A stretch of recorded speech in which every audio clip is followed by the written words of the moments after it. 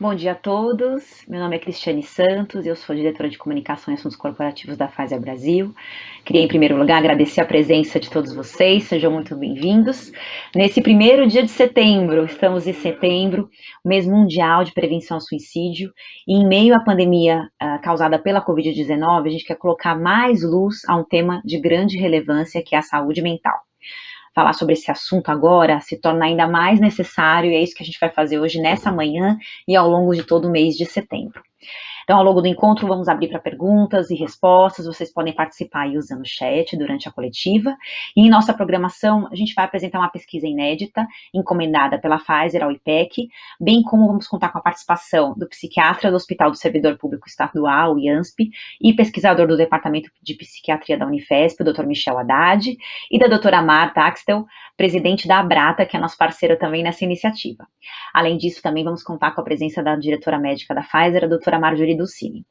Para começar, eu vou mostrar para vocês rapidamente as ações que a Pfizer vai realizar agora nesse Setembro Amarelo, que começa no dia de hoje. Então, eu vou pedir para o pessoal compartilhar aqui com vocês alguns slides para mostrar essas iniciativas, e aí a gente passa para as apresentações que vão falar aí, dar um pouco mais de contexto da importância desse tema, né? Então, como vocês já sabem, Setembro Amarelo é o mês mundial de prevenção do suicídio, é um tema de muita relevância que a gente tem trabalhado já há alguns anos, e a gente vem trazer iniciativas para que a gente possa fomentar o debate relacionado à saúde mental, à prevenção, à ansiedade e especialmente a questão do suicídio.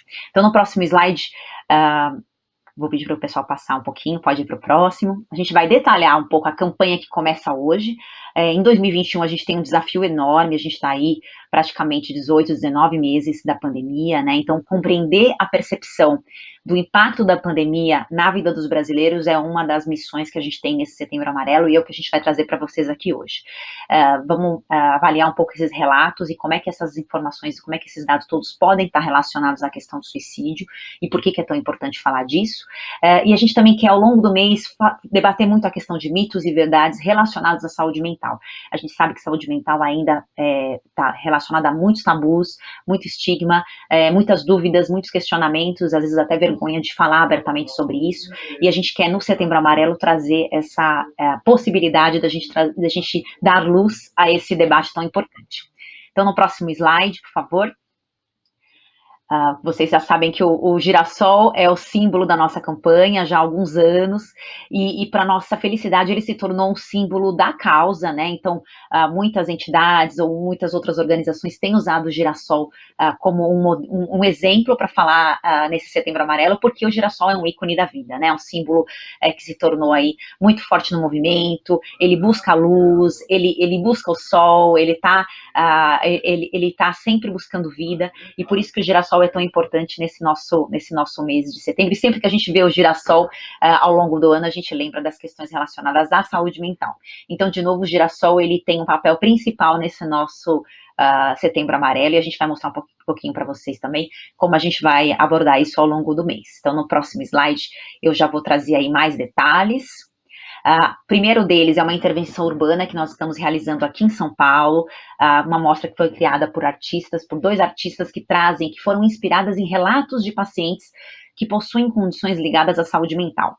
Então, a gente já vai ver um vídeo que explica um pouquinho mais dessa exposição, mas a ideia é trazer num ambiente público da cidade uma interação onde as pessoas possam ter mais contato com essas histórias de vida, possa chamar a atenção para esse tema e possa realmente motivar o debate. Essa campanha, essa exposição acontece de 1º a 30 de setembro, em frente ao Parque Trianon, na Avenida Paulista. Quem é de fora de São Paulo vai poder acompanhar tudo pela internet, a gente vai dar os sites todos direitinho, então vai ter uma exposição virtual também, e a ideia realmente é que essa intervenção gere debate relacionado à importância da saúde mental. Então, no próximo slide a gente consegue mostrar um pouco visualmente como é que isso vai acontecer. Isso, então a gente tem uma escultura maravilhosa, de corpo e alma, de 2 metros de altura, que reproduz a cabeça de uma mulher, com esse sorriso super delicado e esse olhar de esperança, buscando aí um mundo e um futuro melhor, né, com os girassóis aí como um adorno, lembrando da busca pela vida. Acho que a ideia dessa escultura é nos lembrar de buscar luz, de buscar vida, de buscar solução para qualquer problema que nós tenhamos, né, ainda mais pensando nesse momento de pandemia, onde tantas coisas têm sido questionadas e a gente tem enfrentado aí desafios que nunca imaginamos enfrentar na nossa vida, né? Então, o escultor é o Patrício Cordeiro, ele retrata, então, esse tema da depressão e mostrando que tem solução. Então, convido a quem é de São Paulo ir lá acompanhar, tá linda, a partir de hoje já tá na frente do Parque Trianon, vale muito a pena ir lá e conhecer pessoalmente essa escultura. E aí, além da escultura, no próximo slide a gente tem alguns quadros que foram inspirados também em histórias de pacientes reais, que possuem aí, né, um diagnóstico de alguma condição associada, né, com uma condição relacionada à saúde mental, e aqui a artista Alice Vilhena colocou, então, a sua arte, a sua pintura a serviço das histórias desses pacientes. Então, também vocês vão poder ver esses quadros, conhecer um pouco a história de cada um deles, entender um pouco a jornada deles na luta pela saúde mental.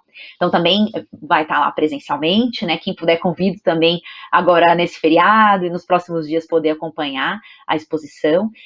E quem é de fora de São Paulo, de novo, vai poder também acompanhar tudo pela internet, pelas mídias sociais, tá bom? Então, no próximo slide, vou contar um pouquinho. Agora a gente já passa para vocês, então, o vídeo que traz um pouco de como é que foi feita toda essa exposição, da onde veio a nossa inspiração. Então, vou pedir para o time aqui passar para vocês conhecerem um pouco mais dessa parte de intervenção que a gente está fazendo. Por favor.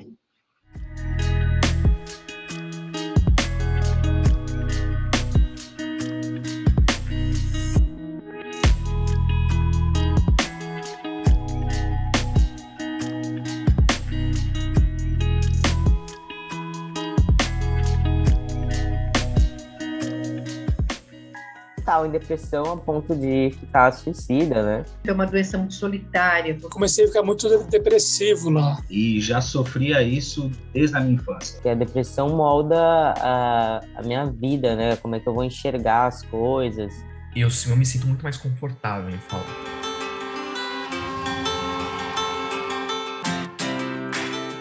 Quando eu estou num processo de criação de uma obra minhas experiências, minha identidade é refletida na tela. O Setembro Amarelo, ele trouxe um desafio muito maior, o de entender o sentimento das pessoas através das entrevistas e transportar essa vivência na obra para que cada um dos participantes se identificasse e também para que o observador, mesmo sem saber a realidade dos entrevistados, capturasse a essência da mensagem de superação traduzida em cada uma das telas, mostrando o girassol com a importância de buscar a luz insistentemente para poder florescer dentro das dificuldades encontradas pelo caminho. Essa escultura se chama de Corpo e Alma e tem o girassol com o principal objetivo de iluminar, trazendo luz em toda a sua estrutura. É um material em fibra que traz resistência, mas antes da resistência utilizamos a argila, unificando os 4 elementos da natureza, que é terra, água, fogo e ar. Juntos, ela formam a solidez que a estrutura necessita, assim como nós precisamos ser fortes, que ela possa inspirar as pessoas que vivem com depressão ou algum problema a buscar ajuda e serem como o girassol, que está sempre em busca da luz, caminhando em direção à vida. Uma flor muito forte, assim, que rejuvenesce, regenera. É o que dá luz, é o que alimenta, é o que dá força, é o que dá energia, né? renasce e procura o sol. Se abrir para a luz, você olhar mesmo e se abrir para o lado que tem a luz. Renascimento. É você ter a sua segunda chance, ou sua terceira, sua quarta, sua quinta chance, mas você ter a sua nova chance, sabe? É uma esperança, né? O projeto Novos Talentos da Pintura conta com o apoio da Lei Federal de Incentivo à Cultura, por meio do patrocínio da Pfizer, que tem uma iniciativa que se chama Na Direção da Vida. E essa junção entre a arte e a saúde configura a exposição Na Direção da Vida. Convido a todos e a todas a prestigiar esse projeto, que estará exposto na Avenida Paulista, na calçada do Parque Trianon, a partir do dia 1º de setembro.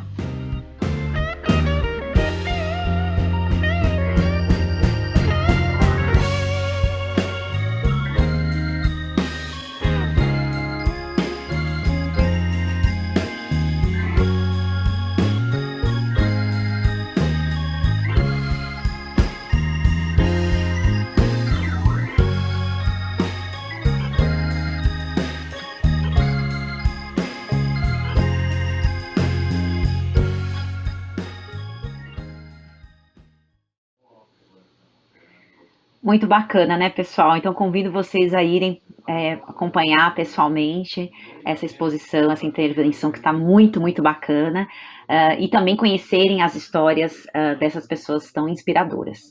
Além da intervenção e da pesquisa que a gente vai apresentar para vocês em alguns instantes e das outras ações que a gente vai ter nos nossos canais de páginas na internet, mídias sociais, eu queria contar um pouco dessa parceria também que nós fizemos com esse canal Terapia, que fala que lavar a louça é terapia, né? Acho que para muita gente lavar a louça, cuidar da casa é terapia. E aí esse canal é super interessante porque conta histórias de pessoas enquanto elas estão lavando louça, né? Então a gente fez uma parceria com esse canal para fazer aí um debate bem bacana de empatia, de escuta, contando histórias reais de pessoas que foram impactadas por alguma doença relacionada à saúde mental. Então também convido vocês, a partir do dia 15 de setembro, nas redes sociais do Terapia, a gente vai estar lá falando muito de novo sobre a importância do cuidado com a saúde mental, sobre a prevenção ao suicídio, sobre depressão, sobre ansiedade, sobre outros males que afligem as pessoas, não só no dia a dia, mas especialmente levando em conta aí o impacto da pandemia.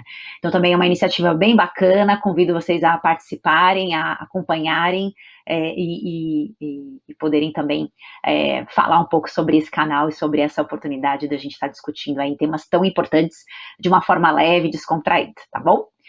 No próximo slide, então, acho que a gente traz agora o resuminho dos nossos hubs de conteúdo. Então, como vocês sabem, a gente tem esse site Depressão Sem Tabu, que traz todas as informações relacionadas à depressão, ansiedade, prevenção de suicídio, mitos e verdades relacionados ao suicídio também, que são muito importantes, né? A gente tem debatido isso muito ao longo dos anos. Muita gente ainda acha que falar sobre suicídio não deve ser uma forma de apoiar um familiar, né, ou um amigo que está num momento sensível, mas falar é importante sim. Então a gente está ali esclarecendo muitas dúvidas relacionadas a essa questão, muitas dicas de saúde mental, depoimentos, né? Então, para a gente conhecer as histórias dessas pessoas, isso é super importante, porque mostram para a gente um pouco a visão dessas pessoas e como é que elas puderam identificar doenças relacionadas à saúde mental e vencer cada uma delas. E a gente também traz aí a programação de 2021, com todo esse material, com dados sobre a exposição, dados sobre os pacientes, dados sobre a pesquisa que a gente vai apresentar para vocês hoje também, tá? E o site do Novos Talentos da Pintura traz ele é específico para a exposição, então quem quiser fazer aí um passeio virtual pela exposição, pode entrar nesse site, vai ter aí a exposição virtual, as histórias dos pacientes, informações sobre os artistas também. É bem bacana ver como esse tipo de relação e de troca entre o artista e entre o paciente também traz uma mudança grande para o artista e para a forma como ele vê a arte, como ele retrata essa arte aí, que nos toca todos os dias, tá bom? Então eu vou passar para a Camila agora, para dar continuidade às ações, e fiquem com a gente agora, que tem muito conteúdo bacana para a gente falar por que é tão importante cuidar da saúde mental, especialmente aí quando a gente pensa na pandemia. Obrigada. Obrigada, Cris. Olá, bom dia a todos. Eu sou Camila D'Amato, sou gerente de comunicação externa da Pfizer Brasil e eu vou seguir agora aqui com vocês. Eu gostaria de chamar, então, para começar aí as apresentações de hoje, o Dr. Michel Haddad, que é psiquiatra do Hospital do Servidor Público Estadual e pesquisador do Departamento de Psiquiatria da Unifesp, que vai trazer aí um olhar para a gente sobre ansiedade, depressão e os impactos da pandemia na população. Obrigada, Dr. Michel, por estar aqui com a gente. Fique à vontade. Bom dia, Camila. Bom dia a todos. Muito obrigado pelo convite. Eu devo confessar que estou muito feliz em participar desse projeto Na Direção da Vida, que é uma iniciativa da Pfizer, nesse mês, né, mundial de prevenção ao suicídio. Diante disso, eu vou trazer aqui uma breve apresentação para contextualizar os transtornos mentais no nosso tempo, né, na nossa atualidade. E vamos começar principalmente aí falando da depressão. Nós, infelizmente, estimamos que mais de 95% dos casos de suicídio estejam relacionados aos transtornos mentais, sendo que mais de aproximadamente 35% relacionado à depressão. Então, começando pela depressão, um retrato da depressão, nós temos dados da OMS, temos dados também agora mais atuais referente ao impacto da pandemia, que nós vamos falar também, mas é uma condição que atinge aí cerca de 300 milhões de pessoas de todas as idades em todo o mundo. Uma prevalência de 7% às mulheres e 4% aos homens. Sabemos que é uma doença que acomete mais mulheres do que homens, e aqui um primeiro dado muito alarmante, que é a alta incidência em adolescentes e jovens e o aumento dessa incidência, ou seja, nós temos observado um aumento considerável dessa situação, dessa patologia, entre os jovens, quando comparado com as demais faixas etárias. Se puder passar o próximo, por gentileza. E figura como uma das principais causas, né, de incapacidade funcional. Ela traz um prejuízo muito grande do ponto de vista socioeconômico, né? Ela ainda ocupa aí o segundo lugar frente a todas as causas de incapacidade funcional, mas a estimativa da OMS, infelizmente, é que para o ano de 2030 a depressão seja a principal causa de incapacidade dentre todas as doenças. Podemos passar o próximo? E na contramão, né, da ciência, dos avanços terapêuticos, a depressão, ela continua, então, aumentando aí a incapacidade, esses índices de incapacidades. Nós fizemos um comparativo, esse estudo aqui, ele comparou de 1990 a 2010, a evolução da incapacidade medida em dias perdidos de trabalho, né? Nós temos que, para doenças cardiovasculares e câncer, uma diminuição, né, da incapacidade, ou seja, nós avançamos na terapêutica e nos cuidados referentes a essas condições. Quando nós olhamos para a depressão, é justamente, e para os transtornos mentais de um modo amplo, é justamente o contrário, né? Então, isso aqui nos impulsiona no sentido de pensar, de refletir, de criar ambientes como esse, para conseguirmos ter melhores resultados, né, com relação à recuperação funcional dos nossos pacientes, com a remissão sintomatológica, o adequado cuidado desses pacientes que são portadores de transtornos mentais, especificamente a depressão. Podemos avançar aí no slide, por gentileza?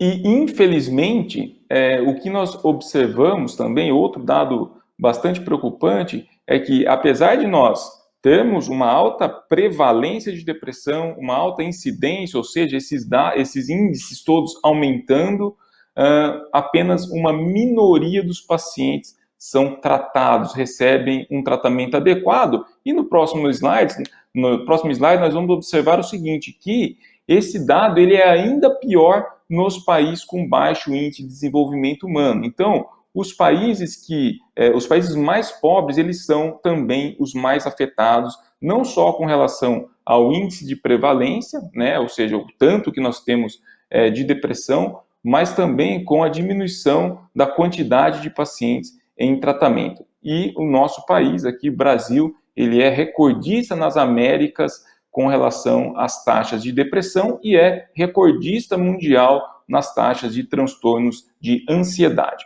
Podemos avançar? A grande pergunta é, o que explica isso? Por que nós temos observado um aumento tão expressivo do número de pacientes portadores de depressão? E nós não temos um único fator, nós temos uma reação em cadeia, ou seja, uma rede de fatores que fazem o aumento da prevalência. Então, aspectos como saúde física debilitada, a própria dieta, questão alimentar, né, uma autoimagem negativa, isso aqui pode ser muito impulsionado pela questão das redes sociais, o isolamento social. Nós temos visto muito a questão da solidão como um fator de risco para os transtornos mentais, especificamente depressão, e infelizmente foi uma condição aí alavancada pela pandemia, porque entre as medidas necessárias para a contenção da proliferação do vírus, né, causador da Covid-19, era o distanciamento social. Então, mais um fator aí agravante quando olhamos esse parâmetro, né, isolamento social como fator de risco para transtornos mentais, especificamente depressão, a inflamação crônica. Então, quando nós observamos tudo isso, né, esse conjunto de elementos, principalmente a questão física, a questão ambiental e a questão genética, é claro, nós explicamos aí o aumento da prevalência no nosso contexto. Ou seja, quando eu falo então de estratégias para eu conseguir vencer essa patologia, diminuir esses índices, note que o meu assunto, o meu leque de discussão é bastante amplo, porque eu vou ter que passar por várias temáticas para conseguir adequadas estratégias de prevenção, de tratamento dos transtornos mentais. Podemos avançar? Bom, em 2019, o Fórum Econômico Mundial, ele abordou, então ele trouxe para a gente um dado, né, que a solidão, a ansiedade e a depressão elas são fatores de risco para a economia. Mas o dado fundamental é que hoje muito se fala sobre depressão, transtornos mentais. Mas essa escalada assustadora dos transtornos mentais, da prevalência dos transtornos mentais, já acontece pelo menos há 2 décadas de um modo muito preocupante. A pandemia, ela só veio escancarar esse problema e tornar emergencial a adoção de estratégias com relação a esse assunto. Podemos avançar?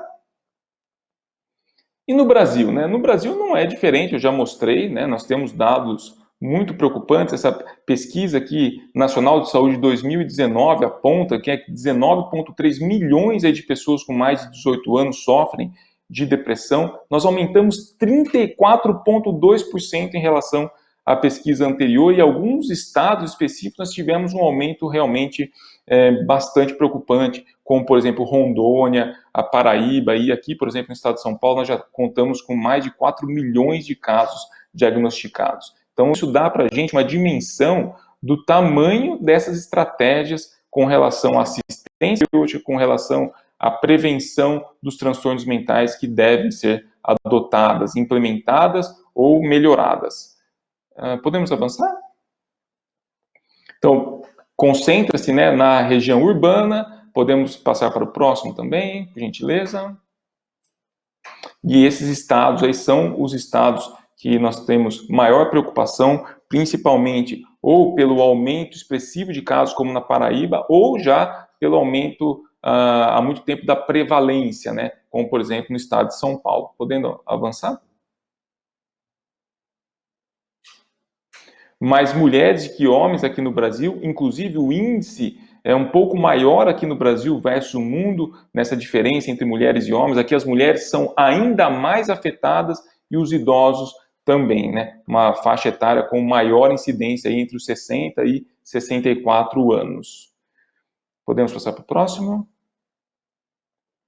E o país, né, o Brasil aqui, ele é o país mais deprimido da América Latina, né? Então veja que nós temos uma taxa de 5,8% versus 4,4% nos outros países da América Latina. Podemos avançar? Os jovens entre 15 e 29 anos, nós temos ali também um dado muito preocupante, que é 45% desses provocaram alguma lesão, né, assim, essa automutilação, atos contra a sua própria vida. Então, assim, é um dado bastante preocupante, porque essas pessoas que provocam essas lesões em si mesmo têm um risco muito aumentado de suicídio. Dentre todos esses casos que provocaram, né, esse tipo de autolesão, 33% foram classificados como tentativa de estudante. Olha só, estudantes 30%, donas de casa 23%. Então, assim, nesse mês aqui, que é um mês justamente de campanha de prevenção ao suicídio, mais do que nunca nós temos que nos debruçarmos sobre esses dados, propondo estratégias, né? Nós temos sim que sair desse mês propondo estratégias para todo o ano. Então, é um mês onde nós levantamos essas bandeiras, mas elas não devem ser abaixadas aí durante todos os outros meses, né? Podemos passar para o próximo? E na pandemia, isso foi realmente alavancado, né? Olha só, ali, quando nós olhamos esse aqui é uma pesquisa que foi comparativa, né, nos Estados Unidos, de 2018, 19 e 20, então dados pré e pós-pandemia. Eu trouxe 2 estudos aí que mostram isso, falando dos Estados Unidos, Reino Unido, que já são eram os dados iniciais com relação ao impacto na pandemia. Olha como a população, os jovens, eles foram os mais afetados, de 18 a 29 anos, como que cresceu esse índice aí com relação ao relato, né, de estresse, de solidão nessa população, e são também aqueles que mais se preocupam com a sua saúde mental, estão sendo muito afetados. Podemos avançar para o próximo? Esse outro estudo mostrando, então, que lá no Reino Unido nós duplicamos essas porcentagens com relação à depressão e ansiedade, nos Estados Unidos 4 vezes mais. Podemos avançar para o próximo?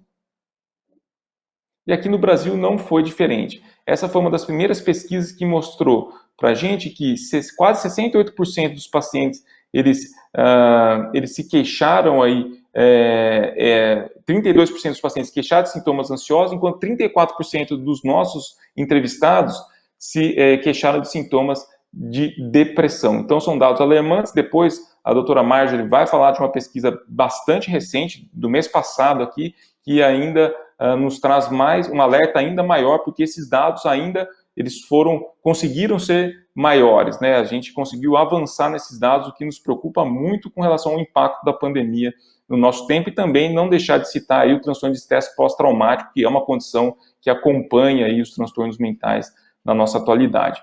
Podemos avançar? Os profissionais de saúde foram muito afetados, então nós temos taxas também equivalentes à população geral. Em profissionais de saúde de todo o mundo, 36% com prevalência de depressão e 33% prevalência de ansiedade, principalmente os profissionais que estavam ali na linha de frente ou que estão ainda na linha de frente no combate à pandemia da Covid-19. Podemos avançar. Então, nós temos atenção, temos que ter atenção, porque a prevalência da depressão ela aumentou desde o século passado, especialmente nas últimas décadas. Não é um problema causado pela pandemia, não é um problema exclusivo da pandemia, do impacto da pandemia, né? A pandemia, ela escancarou esse problema, mas isso já vinha acontecendo de longa data, especialmente nas últimas 2 décadas. Podemos para o último slide?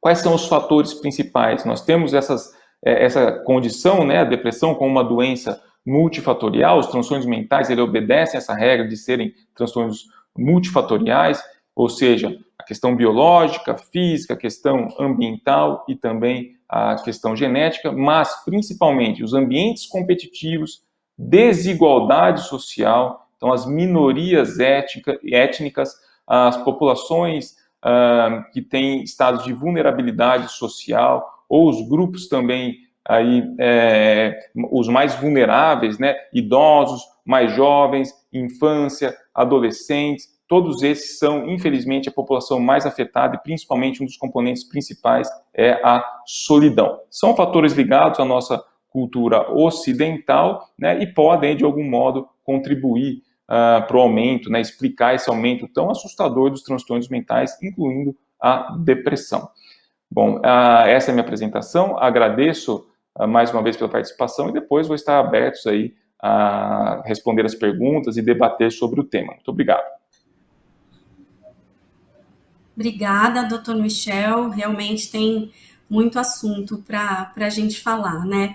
Antes de seguir, pessoal, tem um link que foi disponibilizado aí no chat. Eu vou pedir para vocês acessarem, por favor, e colocarem ali uma palavra que defina um sentimento, ou um estado de espírito, ou como essa sensação que acompanhou vocês aí durante esse período de pandemia, e mais ao final do nosso encontro a gente vai falar um pouquinho sobre isso. E agora eu vou convidar, então, a Marta Axtelm, que é presidente da Abrata, que é nossa parceira nessa campanha, que faz um trabalho muito importante junto aos pacientes, e a Marta vai falar um pouquinho aí sobre essa visão, sobre esse ponto de vista, né, dos pacientes, dos familiares, e contar um pouquinho mais sobre a atuação da Abrata. Marta, obrigada por estar aqui com a gente hoje. Por favor, fique à vontade. Muito obrigada, Camila. Bom dia a todos. Com muita alegria que a Abrata segue junto com a Pfizer, né, nessa campanha na direção da vida. Realmente, ainda mais esse ano, essa campanha de 2021, com todo esse trabalho, né, com a questão das obras, com a escultura, a Brata ela ficou bastante motivada. Nós tivemos a participação dos nossos associados, voluntários, né, trazendo seus depoimentos. Então, a gente realmente está muito dentro, né, de todo esse contexto desta linda campanha deste ano. E eu estou aqui agora, né, para passar para vocês um pouco, né, do que é o trabalho da Brata, um pouco da história da Brata e o que está acontecendo realmente, né, na nossa prática. Eu gostaria de pedir a gentileza, isso, da gente poder iniciar. Muito bem. Então, a Brata, na sua prática diária, ela traz a esperança, o acolhimento, o apoio, a educação para a melhoria da qualidade de vida e bem-estar. O próximo, por gentileza. Falando um pouquinho da história da Brata. Primeiro, a Brata, Associação Brasileira de Familiares, Amigos e Portadores de Transtornos Afetivos, no caso, depressão e transtorno bipolar, ela é uma associação civil sem fins lucrativos, com seu trabalho totalmente feito por voluntários, né, e que se mantém através de doações. Ela foi criada em 30 de novembro de 1999, na cidade de São Paulo, dentro do programa de doenças afetivas, o Progruda, do Instituto de Psiquiatria do Hospital das Clínicas, na Universidade de São Paulo. Então, nós estamos partindo esse ano para completarmos 22 anos de atividades. Nós estamos em São Paulo, sediados na Vila Mariana. A gente sempre comenta que é muito fácil o acesso, porque a gente está bem pertinho da Estação Santa Cruz do metrô. E nós tivemos, no ano de 2016, a criação de um núcleo no nosso litoral, em Santos. Nós contamos agora ao redor de 11.500 associados, né? E temos o trabalho de 76 voluntários. Gosto de frisar que dentro desse número de 76 voluntários, nós contamos com 10 especialistas, psiquiatras e psicólogos, que compõem o nosso conselho científico, nos dando todo o embasamento necessário para que a gente tenha uma condução sempre muito ética, muito correta, muito baseada, né, nos conhecimentos científicos mesmo, em todas as nossas atividades. Por gentileza, o próximo. A Brata conta, na sua missão, com o trabalho da informação, a educação da sociedade sobre a questão da natureza dos transtornos afetivos. Fazemos isso através de um trabalho bastante dedicado desses nossos membros do Conselho Científico, que vêm já há anos proferindo palestras mensais. Todas essas palestras mensais, elas eram feitas para a população. Usávamos o anfiteatro cedido pelo Hospital do CEPACO, com muita gratidão sempre, e onde a população tinha a chance de estar frente a frente com o especialista, recebendo uma perfeita aula sobre os assuntos, né, e tendo a possibilidade, ao final, de ter uma troca ativa entre perguntas e respostas, né. Temos também a questão do apoio psicossocial às pessoas com a depressão, transtorno bipolar, seus familiares e os amigos. Isso também acontecendo com os nossos grupos de apoio mútuo, que já vou explicar um pouquinho melhor como é que eles funcionam.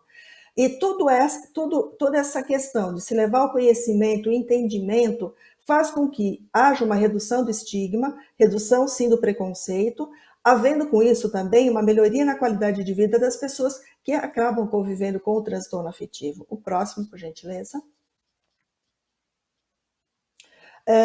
Vamos agora reportar um pouquinho o que aconteceu a partir do início da pandemia. Voltando um pouquinho antes, a Brata, em todos esses anos de existência, sempre fez as suas atividades presencialmente. Então, nós tínhamos um atendimento telefônico semanal, onde as pessoas entravam em contato com a gente, tinham noção do que era necessário para começar a frequentar os nossos grupos de apoio. Então, nós tínhamos esse atendimento telefônico, somado também às redes sociais, o Facebook, o Instagram, o blog, o Fale Conosco também, e as pessoas também se comunicavam. Muito bem. Aí nós dispunhamos do quê? Nós tínhamos um grupo de acolhimento e integração, que era o primeiro passo que as pessoas iriam ter a convivência dentro da Brata. As pessoas que vinham até a Brata, ou elas tinham uma ligação com a questão da depressão e transtorno bipolar por serem pacientes, portadores, ou por serem familiares, amigos ou pessoas envolvidas. E do momento que essas pessoas participavam desse grupo de acolhimento, depois elas eram direcionadas ao grupo de apoio mútuo de portadores, que aconteciam em salas diferentes. O que acontecia nesses grupos? Havia a condução, a facilitação por voluntários que também tinham envolvimento, ou seja, eram voluntários pacientes, portadores já estáveis, que haviam sido preparados com um curso, capacitando-os para se tornarem facilitadores e também tendo uma supervisão com especialistas a cada 15 dias. Nesses grupos acontecia o quê? Uma reunião entre iguais. Então, aqueles participantes todos eram portadores ou de depressão ou de transtorno bipolar, e onde eles se encontravam num ambiente de extremo respeito, onde o sigilo sempre é muito evidenciado, ou seja, são espaços de trocas, onde as pessoas vinham, traziam suas questões, suas dúvidas, suas ansiedades, seus relatos, e nessa troca de experiência entre iguais, havia um fortalecimento e, com isso também, né, a própria proliferação do conhecimento a respeito desses transtornos.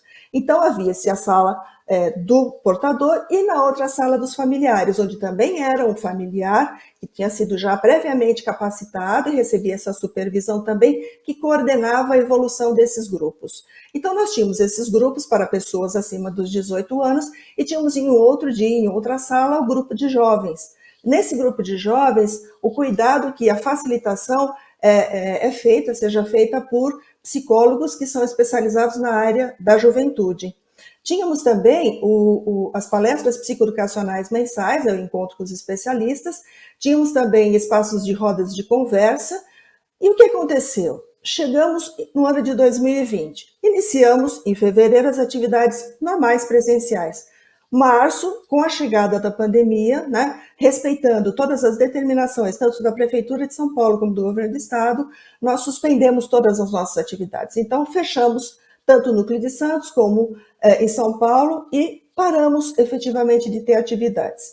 Porém, não nos desligamos das nossas redes sociais. Então, intensamente começamos a ter uma procura maior, né, pelos canais. E aí a gente se deu conta de que, não, com todo o serviço que a gente vem prestando há tantos anos, a necessidade de continuar com esse serviço acontece. Então, a diretoria executiva realmente, né, se debruçou na ideia de vamos criar um caminho online, vamos fazer esses grupos acontecerem de forma online. Então, criamos entre o mês de março, de abril e maio do ano passado, né, esses grupos, inicialmente com 1 ou 2 grupos semanais, o próximo, por gentileza. À medida que a gente se deu conta de que com o cenário que estava acontecendo com a chegada da pandemia, né?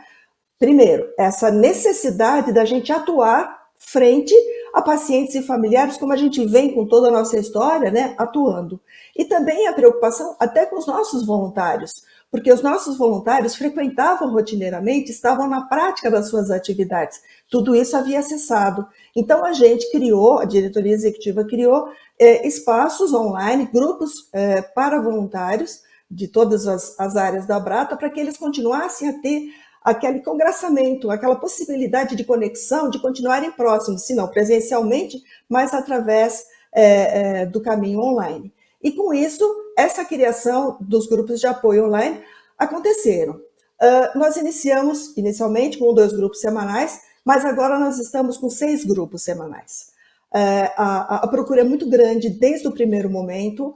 As inscrições praticamente se encerram em pouquíssimos minutos depois que são abertas, através do nosso site, né? E com isso a gente vem prestando realmente, desde o ano passado para cá, um serviço, né? De forma de que a gente possa estar acolhendo a todos que estavam antigamente nos buscando.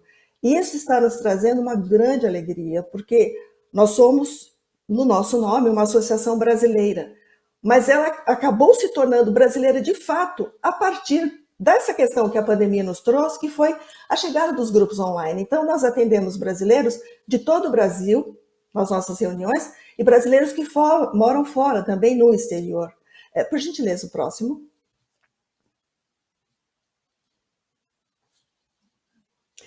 Então, o que aconteceu naquele momento da chegada da pandemia?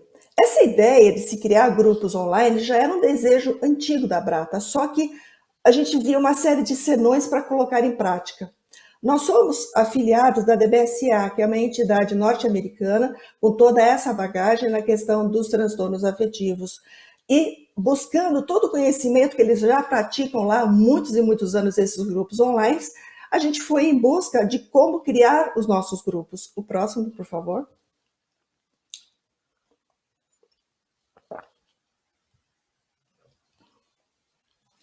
Então, efetivamente, a gente, com os nossos grupos online, que tem uma característica diferente daqueles grupos que eram presenciais. Nossos grupos online, eles acolhem tanto os seus portadores como os familiares na mesma reunião, no mesmo grupo. Foi para nós uma feliz surpresa, porque esse entrosamento entre tanto portadores como familiares tem feito coisas muito boas, porque, imagine, muitas pessoas chegam a esses grupos muito ansiosas, muito tocadas, às vezes muito depressivas, muito desesperançosas. Muitos familiares chegam também com muitas dúvidas, querendo colaborar com o seu portador e não sabendo por onde fazer por ajudar. Então, na possibilidade, porque durante essas reuniões, os participantes trazem assuntos que são conversados e compartilhados por todos, né? Faz-se com que as pessoas se encontrem nas histórias dos demais. Ou seja, percebam que todo aquele sentimento, toda aquela dificuldade que ela achava e reportava como sendo só dela, exclusivamente dela, ela encontra no relato de outras pessoas. E isso acaba abrindo caminhos também, porque existem histórias de superação, existem histórias de que as pessoas encontram seus rumos e seus caminhos, existem aquelas pessoas que ainda estão no meio dessa trajetória, encontrando muitas dificuldades. Então, toda essa fala, toda essa troca é muito importante. A gente tem que frisar que, além do clima de respeito, desse sigilo, existe sim uma escuta empática, uma escuta ativa, né, em que as pessoas podem se colocar, né, podem realmente abrir o coração e a alma delas, né, porque se sentem num grupo entre pares, entre iguais. E isso é uma coisa muito rica e muito importante. O próprio grupo, ele traz uma força muito importante na medida que esse grande mosaico que se forma através dos relatos e dos compartilhamentos da experiência de vida de cada um, como pode agregar de uma forma muito contundente a vida de todos, e de diversas maneiras, desde aquela pessoa que acabou de chegar com o diagnóstico, não entende nada da doença, que ela começa a coletar fatos, onde ela ouve relatos de pessoas que tiveram dificuldade e resistência de aceitar o diagnóstico, depois de aceitarem, tiveram dificuldade de aceitar o uso de medicação, ou romperam com o uso da medicação quando acharam que estavam bem. Então, são relatos que vão fortalecendo a percepção das pessoas de que, poxa, existem caminhos a ser trilhados, né? E essa troca é muito, muito importante. Nós observamos que os nossos grupos de adolescentes e jovens, que nós tínhamos de 14 aos 18 anos no presencial, a gente acabou suspendendo, né? E aí, de uns 3 meses para cá, a gente entrou com um grupo online para jovens, de 14 aos 24 anos. Os jovens menores de 18 anos, para poderem participar, têm que ter um termo de autorização dos seus responsáveis para poderem participar. E é um grupo que, efetivamente, né, a procura tem crescido, tem aumentado, por isso que a Abrata percebeu essa necessidade. Não poderíamos deixar de fora toda essa faixa da população que está precisando tanto de um espaço como esse. Aquelas palestras que nós tínhamos com os nossos especialistas presencialmente, e elas todas estão ali no nosso canal do YouTube da Abrata, e onde as pessoas podem buscar a qualquer momento, são verdadeiras aulas com muitos esclarecimentos sobre todas as questões que envolvem as questões do transtorno do humor, depressão, transtorno bipolar. E o Conselho Científico agora, não mais estando fazendo essas palestras presenciais, se dedica a fazer lives mensais, muitas vezes até com profissionais também convidados, para que a gente continue agregando conhecimento, disseminando cada vez mais luz, né, para o entendimento, e com isso agindo diretamente na redução do estigma, na redução do preconceito, na questão dos transtornos que envolvam a saúde mental. O próximo, por favor. Aqui a gente está citando, né, porque nessas reuniões online, o que acontece? Os participantes trazem assuntos que eles querem trocar, que eles querem compartilhar. Então, nós percebemos, bem no início, quando a gente começou lá, no início da pandemia, o impacto da pandemia vinha como um tema muito recorrente para os pacientes. O pessoal se questionando da questão do confinamento, se sentindo totalmente restringido, né, no seu ir e vir. E outra questão, à medida que os casos iam aumentando, as dificuldades, os óbitos vinham acontecendo, a percepção da finitude humana se tornou muito flagrante para todos. Então, eram assuntos que eram trazidos sempre. À medida que passaram-se alguns meses, a gente começa a ver a mudança um pouco desse panorama e a gente começa a ter cada vez mais, né, a ouvir os assuntos trazidos sobre o enfrentamento dos sintomas da doença, o acesso ao psiquiatra, a questão da medicação, a aceitação e negação do diagnóstico, naquela fase mais inicial em que as pessoas não mais estavam saindo, então nem as próprias consultas estavam sendo mais acontecendo rotineiramente, começou-se a ter também dificuldades até de obtenção de receita, porque antes ainda não tinha sido criado a questão da receita digital. Então, assim, teve um processo de alguns meses no início da pandemia que as pessoas realmente sentiram muito, né? Pessoas que vinham habitualmente tendo seus retornos médicos acabaram suspendendo, então foi uma fase bastante complicada e esses assuntos chegaram até nós. A questão também da adesão ao tratamento sempre é uma grande dificuldade trazida pelos pacientes, né? E é muito curioso porque nós, enquanto voluntários da Brata, alguns sendo portadores, como eu sou também portadora de transtorno bipolar, estou estável há anos, né? E sempre faço isso nos meus relatos, né? Falo que eu estou estável. Então, as pessoas chegam e trazem, mas estabilidade, o que é isso? Isso pode acontecer? O que é? Me explica o que é isso. É um assunto bastante recorrente, né? Logicamente, conflitos familiares começaram a acontecer com muito mais incidência, porque todos vivendo, trabalhando dentro do ambiente de casa, os filhos sem estarem da escola, tudo vindo online, né? Esse excesso de convivência acabou sendo até gatilho para alguns episódios, para algumas pessoas. O próximo, por favor.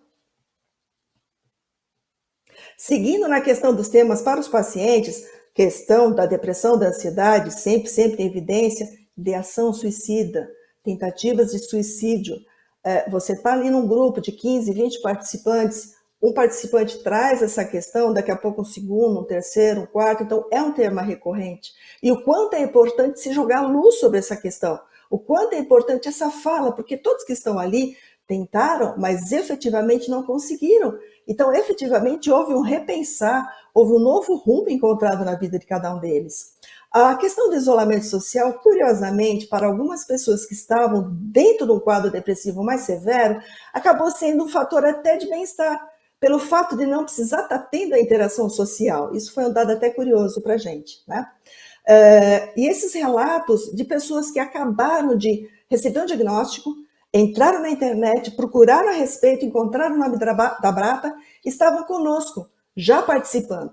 E eu sempre digo para essas pessoas que estão chegando, acabaram de receber um diagnóstico e encontram a Brata, eu digo, vocês não têm ideia da dimensão que é para vocês essa possibilidade na vida, porque, às vezes, o não entendimento de uma doença, né, e principalmente se tratando de questões que envolvam a saúde mental, a resistência, a dificuldade, não, meu Deus, eu estou afetado por isso, o que eu vou fazer? Sem saber ter rumo, traz um sofrimento maior. Então, no momento que a pessoa recebe um diagnóstico, vai em busca da informação, como eu disse anteriormente, sempre baseada com o conhecimento científico, que a Brata sempre faz com que isso aconteça, traz para a pessoa a capacidade que ela já consiga entrar num rumo, né, para um tratamento mais efetivo. E isso vai reduzir e muito todo um sofrimento. E também a questão, né, de como se lida com o familiar que não aceita a questão do diagnóstico do seu portador, né? Então, isso também é um tema bastante recorrente. O próximo, por gentileza. Trazendo agora a questão dos temas no grupo de familiares, né?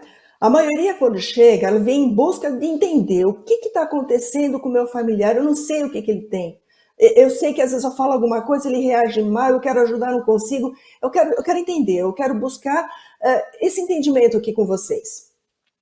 Também existe a questão do próprio esgotamento, a própria ansiedade, até sintomas depressivos naqueles familiares. A gente não pode esquecer que nós temos nessas questões também um envolvimento genético. Então, às vezes, algumas vezes, não é só aquela pessoa daquela família que está tendo alguma questão, mas pode-se ter outros familiares também. Esses conflitos familiares, pelo excesso de convivência, acabaram se tornando gatilhos também. E essa questão, no caso, agora ao contrário, né? O familiar dizendo que a dificuldade que ele sente no seu portador, no seu familiar que está envolvido com o transtorno, dele não aceitar. O que fazer para isso ser diferente, né? Então, isso é um assunto que também traz sempre muita dúvida para os participantes. É interessante frisar que nesses nossos grupos mistos, né, de pacientes e familiares, geralmente nós temos uma procura maior dos pacientes, né? Mas nós estamos encontrando também a chegada cada vez mais também dos familiares. E é tão rico quando você às vezes está na mesma telinha, né? O paciente e o seu familiar juntos, sabe? Conectados e buscando realmente essa troca. Isso é muito válido. Próximo, por favor. Aqui para a gente citar, nós tivemos um aumento, né, nos nossos acessos nas nossas redes sociais, pelo YouTube, pelo Instagram, pelo nosso blog, pelo Fale Conosco, de mais de 145%. O canal do YouTube, aquilo que eu comentei, que todas aquelas palestras que foram preferidas durante anos, são dezenas de palestras, né, ficam no canal do YouTube, bem como agora as lives que estão acontecendo. E aí a gente teve um aumento nos acessos em 670%, onde a gente consegue dizer que temas mais procurados dizem respeito ao transtorno bipolar e à depressão, lidando com situações de crise e sinais de alerta, transtorno bipolar, o que é como diagnosticar, a ação suicida, a prevenção do suicídio e a saúde mental envolvendo adolescentes e jovens. O próximo, por favor.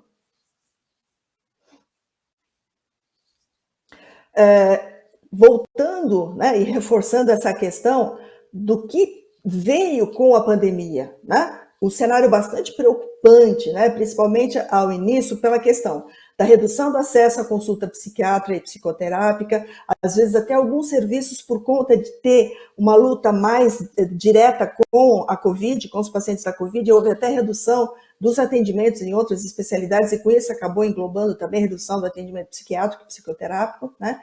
Com isso também a redução do acesso à medicação, alguns casos havendo até o abandono de tratamento, né? Pessoas que estavam tendo recaídas, né?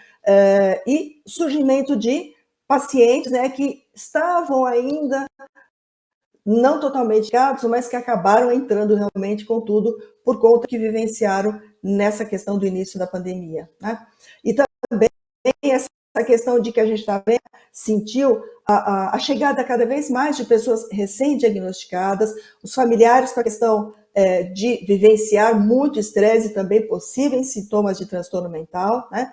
E, nitidamente, uma grande procura, um aumento na procura de apoio pelos adolescentes e jovens, isso não só por eles, mas pelos seus pais, familiares e também dentro do contexto das escolas, das universidades, onde os próprios educadores, os gestores começaram a perceber a necessidade.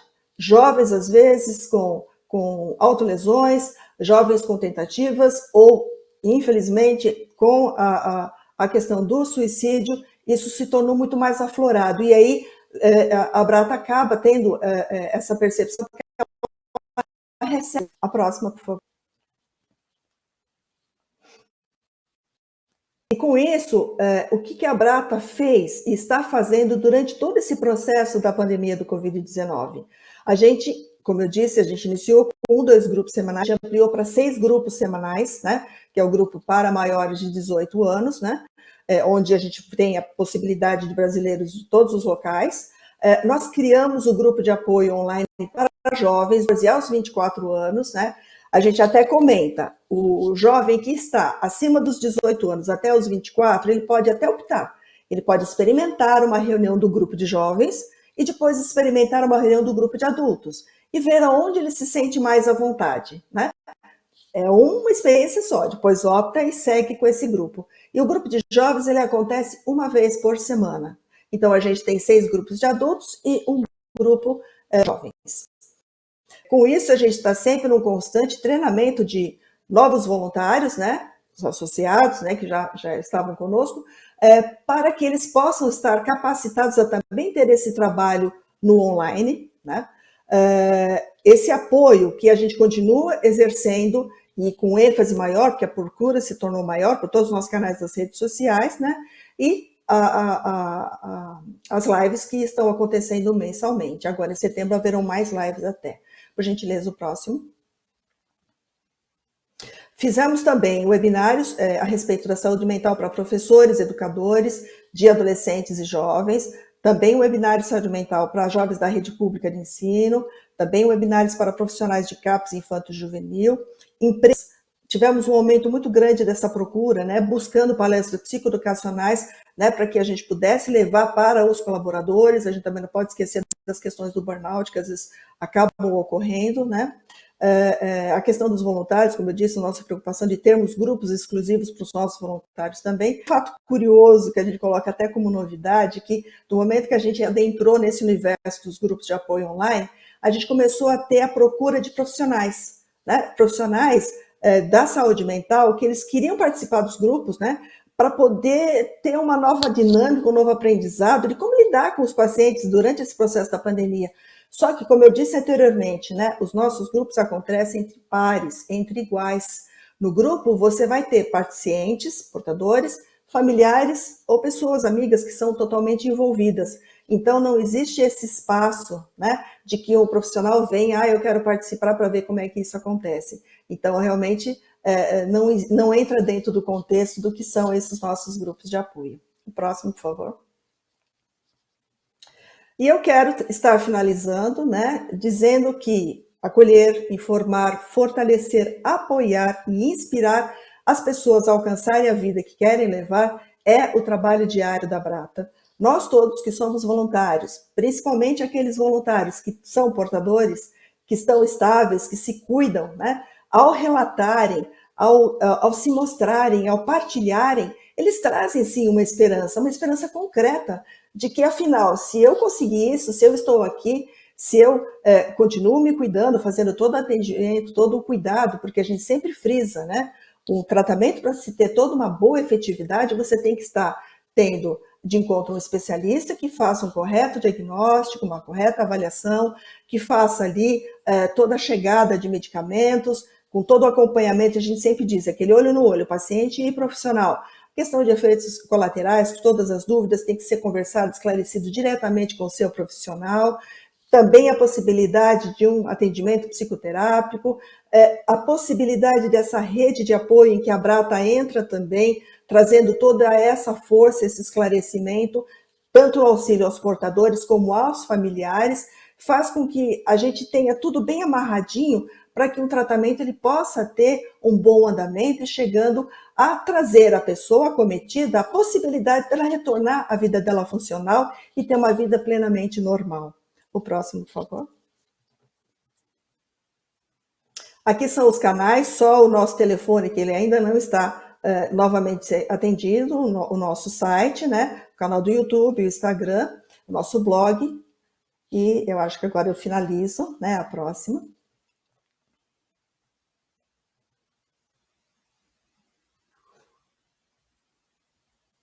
Isso, agora eu finalizo agradecendo muito essa possibilidade de eu estar aqui trazendo a Abrata a todos vocês, né? Porque a Abrata, ela, na prática, né, ela age em cima de tudo isso que os estudos mostram, que as pesquisas mostram, né? A gente está lidando diretamente com as pessoas. Muito obrigada. Marta, nós que agradecemos, muito obrigada por estar aqui com a gente hoje e também eu gostaria de parabenizar vocês, aí você e todos os voluntários por esse trabalho realmente incansável da Abrata. Obrigada por dividir aqui com a gente tudo isso. Eu queria agora convidar a doutora Marjorie Dulcini, diretora médica da Pfizer Brasil. Ela vai trazer dados de uma pesquisa inédita que o IPEC realizou a pedido da Pfizer e que vai mostrar um pouquinho mais, né, como o Dr. Michel já comentou, dados recentes aí de como os brasileiros têm lidado com a saúde mental durante a pandemia. Doutora Marjorie, bem-vinda, obrigada. Obrigada Camila, obrigada Michel, Marta, parabéns pelo trabalho de vocês. Muito feliz de estar novamente aqui falando desse tema tão crítico, tão importante, que graças à pandemia também veio mais, né, à tona aí essa discussão, se é que a gente pode tirar alguma coisa boa, algumas, né, dessa história toda que a gente está vivendo, pelo menos pôde escancarar um pouco mais esse tema, e com isso a gente pode falar mais, a gente pode trazer mais luz para isso, que é tão importante. Eu acho que a minha ideia é contextualizar tudo que a gente já conversou, né, tudo que o Michel já trouxe, que a Marta também trouxe, contextualizar na prática o que aconteceu numa pesquisa, então, que foi realizada. Não sei se os slides já estão aí a postos. Muito obrigada. E essa pesquisa foi uma pesquisa realizada, um levantamento, né, realizado com 2.000 entrevistados, né, feito com 2.000 pessoas, foi encomendada pela Pfizer e em parceria com o IPEC, para avaliação da saúde mental na pandemia, né? Então, nós temos algumas comparações, né? Dá para a gente pensar um pouquinho do que a gente viu no ano passado, mas eu acho que também fazer o paralelo com o que nós ouvimos do Dr. Michel. Então, a contextualização vem a partir dessa pesquisa com 2.000 pessoas, com essa proporção de 47% homens e 53% mulheres. Os entrevistados foram ouvidos nas regiões metropolitanas de Curitiba, Rio de Janeiro, Belo Horizonte, Salvador e São Paulo. E em São Paulo, na verdade, a coleta foi feita aqui na capital. Então, as faixas etárias, desde adultos jovens entre 18 e 24 anos, até 55 anos ou mais. Então, adultos jovens à terceira idade. Então, a gente tem aí uma abrangência de faixa etária que eu acho que é muito interessante, porque a gente começa a olhar lá no que o Dr. Michel comentou no começo da nossa conversa, da importância da gente olhar para os jovens, né? E o quanto os jovens tiveram, sim, um impacto muito importante nesse momento que nós estamos vivendo. Próximo, por favor. Então, o que nós descobrimos a partir dessas 2.000 entrevistas? Próximo. Vou trazer para vocês alguns destaques. Então, o primeiro destaque já é aquilo que eu acabei de mencionar, a questão dos jovens. Então, a pergunta era: como você classifica a sua saúde mental durante a pandemia? Vejam que 50%, metade dos jovens entre 18 a 24 anos classificam como muito ruim ou ruim. Vejam que é um alerta, né? A gente traz aí algumas coisas, né? Lembra aí algumas coisas que o Michel trouxe. Nós precisamos olhar para esses jovens com mais atenção. Então, aqui está aqui o apelo, né? E comparado com o total ou com uma estatística geral aí, olhando no todo desses 2.000 entrevistados, fica bem acima, né? Nós estamos falando aí em 30% mais ou menos, quando a gente pega o total, que classificou como muito ruim ou ruim, e 50% nessa faixa etária dos 18 aos 24 anos. Próximo. Também teve uma outra pergunta para todas as faixas etárias, se você teve algum desses sintomas abaixo durante a pandemia. Então, também é um alerta que às vezes as pessoas não classificam, dizem que a sua saúde mental está boa, ou, né, não está ruim, nem muito ruim, né? A gente viu ali que tem uma porcentagem, no slide anterior, tem uma porcentagem razoável de pessoas que diz que não foi afetado ou que está normal, mas quando a gente pergunta sobre alguns sintomas característicos ou sintomas que nos trazem um alerta para uma má qualidade de saúde mental, aí vem aqui algumas coisas interessantes. Então, vejam que 21% teve crises de choro, 38% relatam insônia, 38% irritação, 42% relatam tristeza e 36% angústia ou medo. Também me chama a atenção aqui que aquelas pessoas no slide anterior que responderam que estão normais, talvez não estejam realmente se atentando para alguns sinais de alerta. né? Então, é um outro ponto para a gente considerar e também aqui para as nossas discussões depois do final da minha apresentação, tá? Próximo, por favor. Outra pergunta que foi feita: se você chegou a procurar ajuda profissional durante a pandemia para tratar da sua saúde mental. Então, 11% disseram que sim, estão em tratamento ou acompanhamento, 10% disseram que sim, mas não estão agora, neste momento, em tratamento ou acompanhamento, e 63% não procuraram ajuda profissional. Se a gente olha o que eu falei lá no slide anterior, falando de sintomas muito frequentes, de sinais de alerta, de uma saúde mental comprometida, 63% não procurou ajuda, não identificou que precisava, né? Então, também algo que a gente precisa pensar, e eu acho que o Dr. Michel falou uma coisa muito importante, nós estamos começando, este mês é o mês de conscientização sobre prevenção de suicídio, mas as ações que a gente vai estabelecer durante esse mês tem que perdurar até setembro do ano que vem, e novas ações virem a partir de setembro do ano que vem. Então, é um ano, né? Não é para a gente falar agora e depois acabar e não falar mais no assunto, né? Então, é um alerta e a preparação das ações para que esse tema continue sendo falado durante todo o ano. É importante, né? Vejam que 63% realmente não procurou ajuda profissional. Não estou dizendo que todos precisariam, mas quando a gente olha os sintomas do slide anterior, chama um pouco de atenção. Próximo, por favor. Outra pergunta, então, que foi feita nessa entrevista é se você conhece alguém que foi diagnosticado com um problema relacionado à saúde mental durante a pandemia. Então, aqui a gente fala também 48%, né, quase 50%, na verdade, 50% aqui, quase metade realmente dos entrevistados disseram que sim, que conhecem alguém, ou da família, ou do círculo de amizade, ou do trabalho, tá? E outra parte aqui diz que né, mais ou menos 50% também disseram que não conheciam ninguém, mas 50% é bastante, né? Então, tá rodando, esse tema tem vindo realmente à tona. E aí, aqui separado por região, nós temos algumas outras coisas, mas fica aí em torno dos 50%, São Paulo e a região metropolitana de Belo Horizonte, com uma porcentagem maior de pessoas que realmente procuraram ou que souberam de outras pessoas que tiveram um diagnóstico de uma saúde, de um problema relacionado à saúde mental durante a pandemia. Próximo.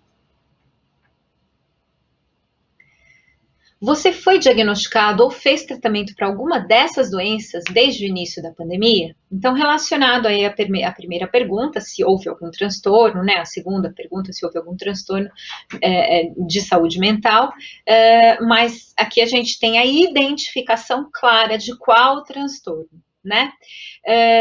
Depressão e ansiedade estão no topo da lista, 8% para depressão e 16% para ansiedade. A gente tem uma porcentagem maior dessas duas condições relatadas no sexo feminino, e aqui em relação à idade, tem aqui entre 18 e 34 anos, a ansiedade se destacando como um sintoma mais prevalente, ou como um diagnóstico mais prevalente.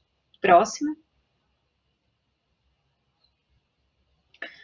Após ter recebido o diagnóstico relacionado à sua saúde mental, você tem seguido algum tratamento? Então, 31% disseram que sim, com a ajuda de um profissional e de forma presencial. 17% disseram que sim, com a ajuda de um profissional, mas de forma online, e 29% sim, com medicamento com prescrição médica.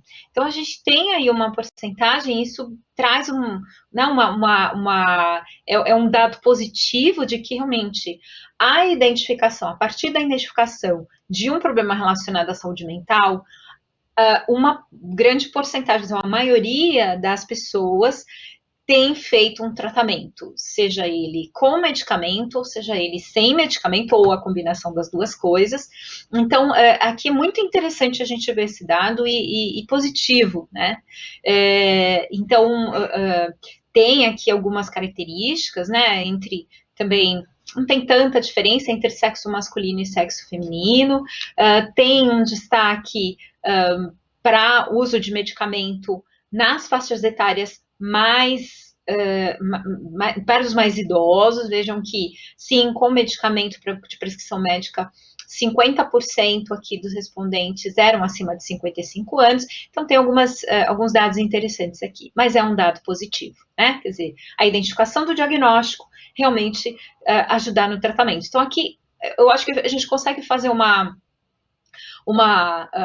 análise, né, a necessidade do diagnóstico está mais premente, né? A partir do diagnóstico, aparentemente, pelo menos metade está conseguindo ter acesso ao tratamento, ou está sabendo, ou está buscando. Mas o diagnóstico, e aí quando a gente olha lá aqueles sintomas que eles apareceram, mas as pessoas diziam que estavam bem, chama atenção para essa importância de falar sobre o tema. Próximo, por favor.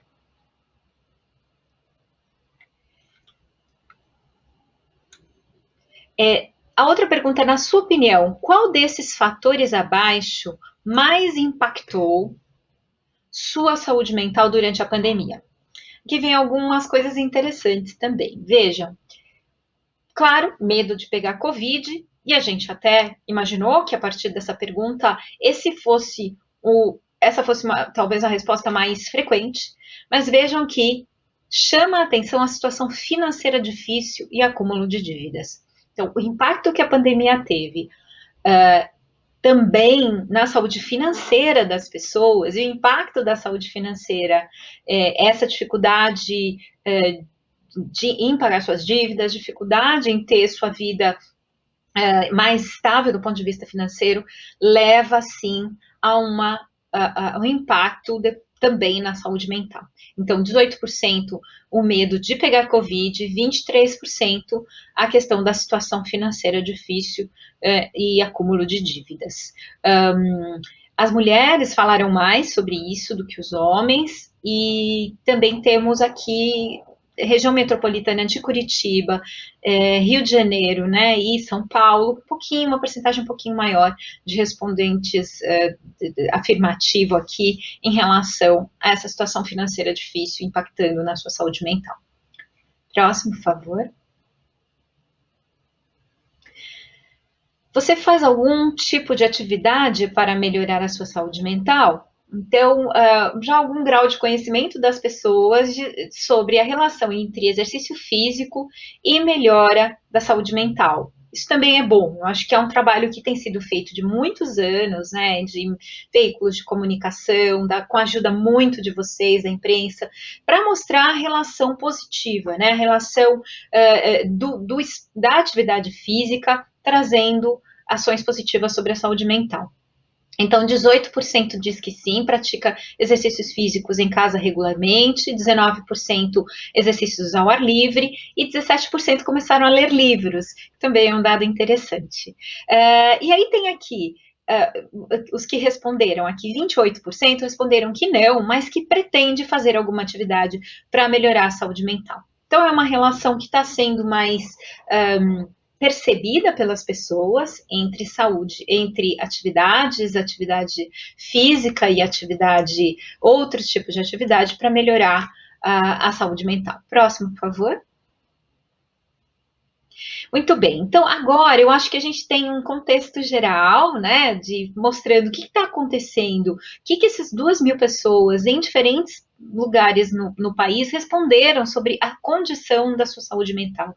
E com um paralelo com o que nós ouvimos do Dr. Michel, como um especialista no tema, e da Marta também como especialista, mostrando no dia a dia o que a Abrata tem visto, e aí acho que a gente consegue ter uma conversa bastante interessante e ouvir as perguntas de vocês. E queria, só antes da gente ir para as perguntas, destacar a importância que vocês têm para levar esse tema e trazer a conscientização, trazer mais luz para a questão da saúde mental. E com isso, a gente conseguir diminuir o sofrimento de muitas pessoas que talvez não percebam que estão precisando de ajuda. Então, de novo, aquele foco no diagnóstico que eu trouxe ali para vocês, aquelas bandeiras amarelas que algumas pessoas não estão percebendo, e, claro, falar sempre sobre a necessidade de acompanhamento e de buscar o especialista. Vamos lá, Camila, então, para as perguntas e bate-papo? Vamos sim, na verdade, queria te agradecer, tem uma discussão muito rica, a gente já veio recebendo aí várias perguntas. Antes só da gente passar para essa próxima etapa, eu vou pedir para o pessoal projetar a nuvem de palavras que se formou aí com a contribuição da nossa audiência, e vou pedir para o Dr. Michel, para a Marta e para a doutora Marjorie comentarem brevemente sobre essas principais palavras aí que apareceram aí, e aí a gente já sim passa para o momento de perguntas e respostas.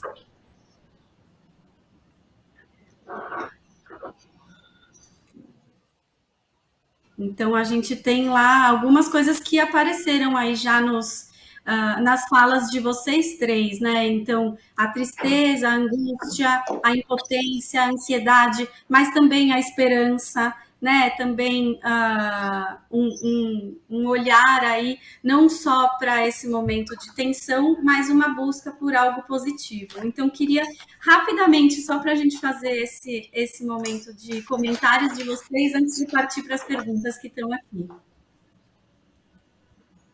Doutor Michel, quer começar? Acho que para não dar ruído, eu vou pedir para a gente fazer na ordem que foram as apresentações. Então, doutor Michel, Marta e doutora Marjorie.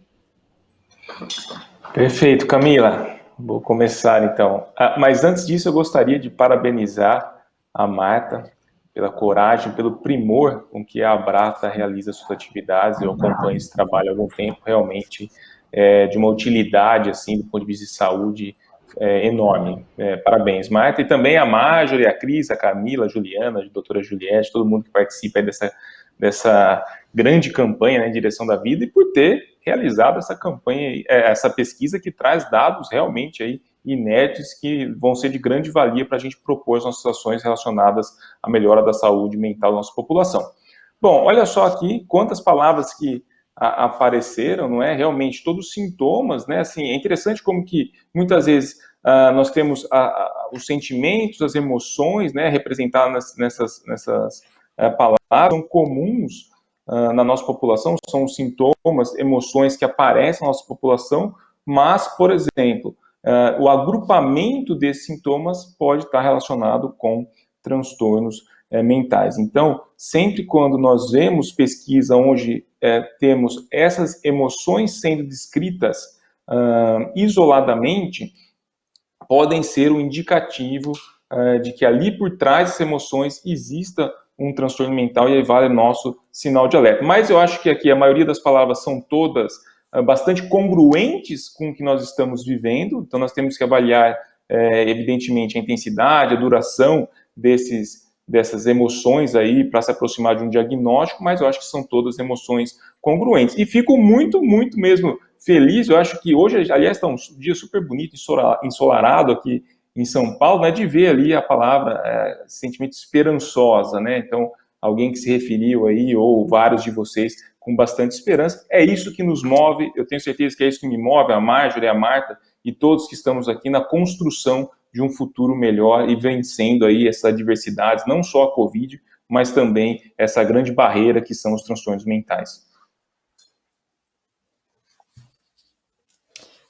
Ok, o que eu posso dizer, sim, ansiedade, tristeza, desânimo, irritação, preocupação, receio com o futuro, tudo isso realmente são palavras, né, que retratam muito do panorama, né, que essa pandemia trouxe. E nessa possibilidade que a Abrata tem, nessa troca tão direta com as pessoas, né, nos nossos grupos de apoio, com certeza são falas que foram muito recorrentes, né? Mas, acima de tudo, quando a gente vê estampado, né, esperançosa, né, uma letra viva, vermelha, grande, né, traz para a gente realmente aquilo que a Abrata pratica, né? Como eu disse na minha explanação, né, a gente traz uma esperança, mas uma esperança muito viva, muito real, né, de que sim, é possível você está lidando com um transtorno mental, sendo corretamente cuidado e seguindo a vida, né? E também com isso, ter mais forças e capacidade de adentrar, transitar por todo o processo de pandemia e seguir em frente, né? É isso.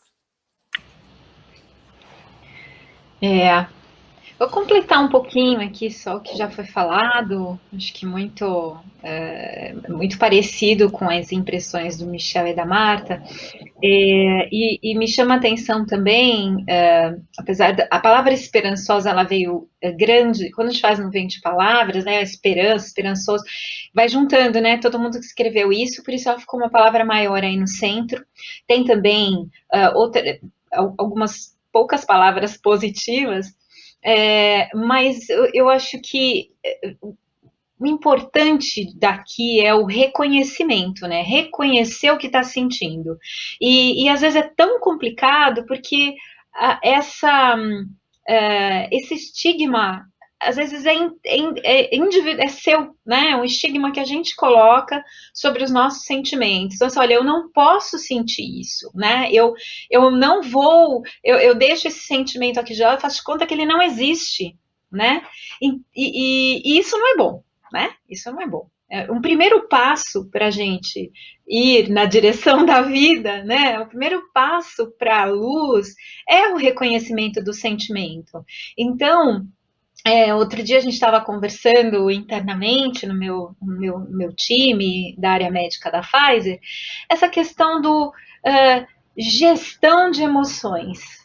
As emoções, elas não são para ser gerenciadas, elas são para ser vividas, né? Então, eu ouvi essa frase e gostei muito dela. Então, a gente está aqui, vivendo esse momento, a gente precisa viver essas emoções. Agora, esse primeiro passo de viver e reconhecer o que está bom, o que não está bom, que sentimento aquilo, qual é aquele sentimento que está me levando para uma angústia, para o medo, para o desânimo, é o primeiro passo para a gente partir para a ação, né? Então, aqui eu achei muito interessante, eu acho que a gente consegue, tanto eu, quanto o Michel, quanto Marta, quanto Camila, olhar aqui e se sentir um pouquinho de cada uma dessas coisas, né? Nós também estamos todos no mesmo barco, né?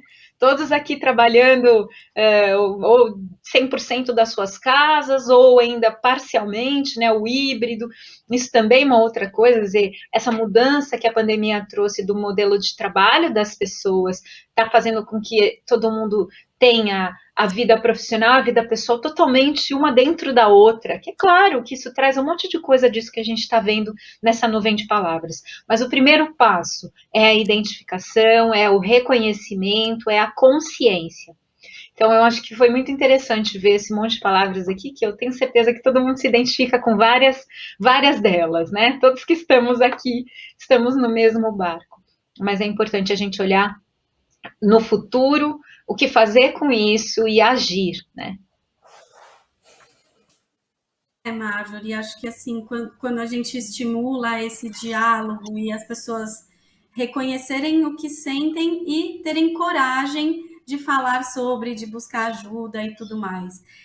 Obrigada a vocês três pelos comentários e aos jornalistas por terem aí participado desse momento. A gente recebeu aqui uma série de perguntas, eu vou tentar colocar todas aqui para vocês no nosso curto tempo, e o que a gente não conseguir atender, eu deixo aqui para os jornalistas à disposição da gente marcar esses horários com vocês, para a gente atendê-los e para a gente conseguir contemplar esse tema com todo mundo que está aqui. Eu vou começar pela pergunta de Delcy Santos, jornalista da Rádio Nacional de Brasília, que fala: os transtornos causados pelas restrições impostas pela pandemia sumirão automaticamente quando a pandemia acabar ou podem seguir ocorrendo no pós-pandemia? Eu acho que primeiro a gente precisa pensar que a pandemia não tem, assim, não dá para a gente dizer amanhã ela vai acabar, né? A gente tem aí um período longo pela frente, mas como deve ser, o que vocês imaginam que deve ser esse período pós-pandemia? Doutor Michel, se quiser começar, por favor. Certo. Excelente pergunta, né? Só gostaria de frisar que não é apenas a questão do isolamento que é o motor principal dos transtornos mentais, do aumento da incidência dos transtornos mentais, mas sim o conjunto, né? Todas essas situações com relação à restrição, a questão socioeconômica, o próprio lidar com o Covid, o medo, o estresse, ou as repercussões diretas do Covid mesmo, as pessoas que adoeceram, desenvolveram também um transtorno psíquico, né, psiquiátrico decorrente disso, ou seja, nós estamos falando de doenças, de transtornos multifatoriais.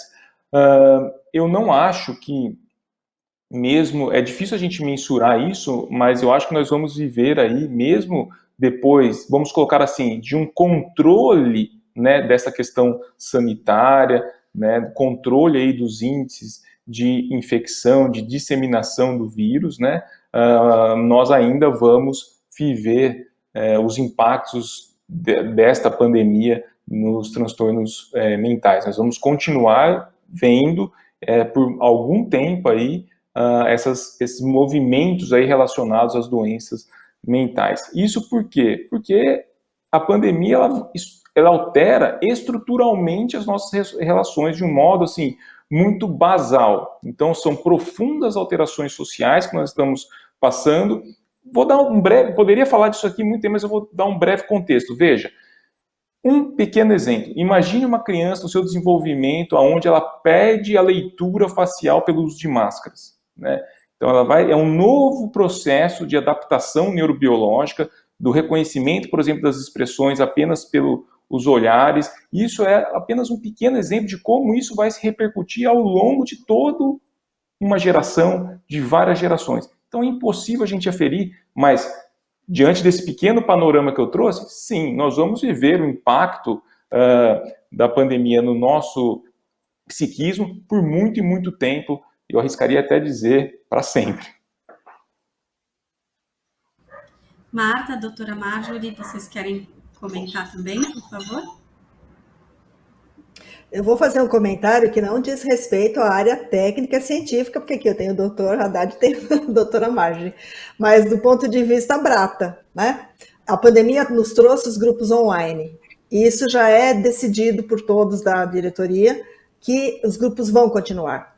Terminado todo esse processo, né, da questão do isolamento, quando a gente voltar a abrir as portas, vai ser um novo momento. Só que isso que a gente teve, esse acréscimo da chegada do grupo online, que a Brata chega a todos os brasileiros, isso a gente não vai perder. Isso já ficou algo que já a gente trouxe para a gente. Isso é tão bom quando a gente fala isso nos grupos, né? O pessoal vibra. Nossa, que coisa boa, agora que a gente encontrou vocês, a gente não vai perder vocês, não vamos perder.